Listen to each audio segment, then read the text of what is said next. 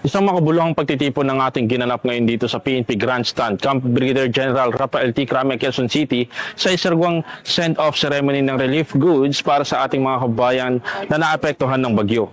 Pinangunahan ni Chief PNP Police General Nicolas D. Torre III ang isinawang send-off ceremony para sa mga relief goods sa PNP Grandstand, Camp Brigadier General Rafael T. Crame, Quezon City. Ang aktibidad ay bahagi ng patuloy na humanitarian efforts ng Philippine National Police para sa mga kababayang naapektuhan sa nagdaang bagyo. Layo nitong tiyaking makarating ang agarang tulong sa mga lugar na labis na nasalanta. Dinaluhan ang seremonya ng mga volunteers, mga kinatawan mula sa Rotary Club at Eagles Club na pangunguna ng kanilang mga pinuno na sina Police Lieutenant General Edgar Alan Cubo, Acting Deputy Chief PNP for Operation at President ng Rotary Club Camp Crame, at Mr. Ronald De Los Santos, President ng Eagles Club. Sama-sama silang nagsanib puwersa sa pagbuo, paghanda at paghahatid ng mga pangunahing pangangailangan gaya ng pagkain, tubig, gamot at iba pang essential goods. Sa kanyang mensahe, binigyan diin ni Police General Torre III ang kahalagahan ng sama-samang pagkilos ng pamahalaan at pribadong sektor sa panahon ng kalamidad.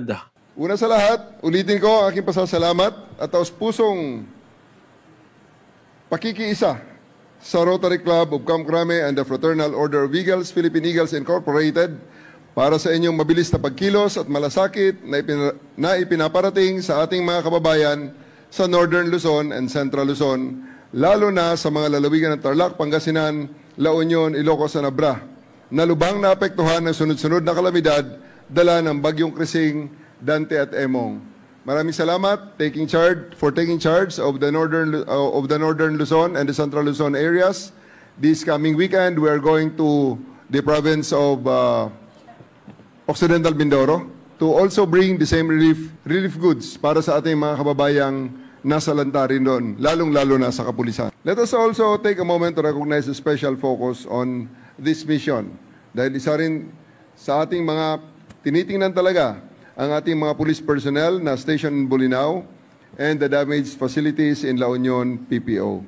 Bilang ama ng pambansang pulisya, masakit man para sa akin na makita ang ating mga kasamahan na apektado ng kalamidad. Ako'y patuloy na humahanga sa kanilang dedikasyon na maglingkod kahit sa sarili ng pamilya at tahanan ang nangangailangan ng tulong. This is the very reason why I continue to strengthen our partnership with organizations such as the Rotary Club of Camp Crame and the Philippine Eagles. Kapag sama-sama, mas marami tayong naabot at kapag nagkakaisa, mas mabilis ang pagbabangon. Mula dito sa Camp Brigadier General Rafael T. Crame, Quezon City, ako ang inyong PNN correspondent, Patrolman Joshua Jimenez, alagad ng batas, tagataguyod ng Balitang Pulis.